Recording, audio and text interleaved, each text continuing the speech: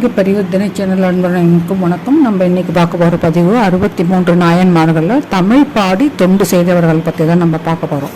நம்ம தமிழ் மொழியில் தெய்வத்தன்மை வாழ்ந்ததாகும். இறைவனை பாடி நமது முன்னோர்கள்லாம் நிறைய செழுமை பெற்றுள்ளார்கள். இதில் நம்ம குறிப்பாக சொல்லணும்னாக்கா சமயக்குறவர்கள் நான்வர்கள் இறையும் தமிழில் பதிகங்களையெல்லாம் பாடி அதை இறைவன் விரும்பி கேட்டு பல அற்புதங்கள் நடந்துள்ளது. 1000 பூமாலை சூட்டி வழிபடுவதை விட ஒரு பாமாலை சூட்டி வழிபடுவது அப்படிங்கிறது ரொம்ப உகந்தது இறைவனுக்கு. எனவே நம் முன்னோர்கள் இறைவனை தமிழ் பாடி வழிபாடு செய்வதை வழக்கமாக கொண்டிருந்தனர்.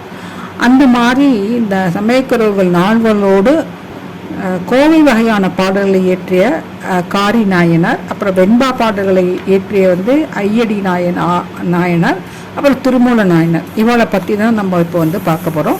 இதில் முதல்ல நம்ம காரி நாயனாரை பற்றி நம்ம இப்போ பார்க்கலாம்.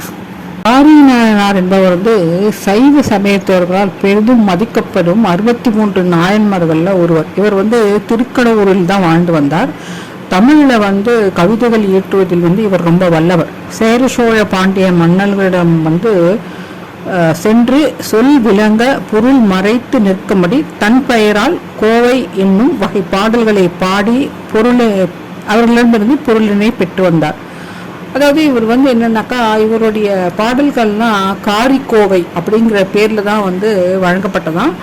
இவ்வாறு இவர் இந்த சேர சோழ பாண்டியர்கள்ட்டிருந்து பெறக்கூடிய அந்த பொருள்களை எல்லாம் வைத்து சிவனுக்கு நிறைய கோவில்கள் கட்டுதல், அடியவர்களுக்கு அமுது படைத்தல் போன்ற நற்பணிகள் நிறைய செய்து வராது. இதனால் இது மட்டுமல்ல, அவர் தான் செய்த தவத்தாலும் தன் சொந்த திருமேனியுடனே இவர் கையிலை போய் அடைந்தாராம். இதுதான் இந்த கரி நாயனாருடைய ஒரு வரலாறு. அடுத்த நாயனாருடைய வரலாறு அடுத்த வீடியோவில் நம்ம பார்க்கலாம். நன்றி, வணக்கம்.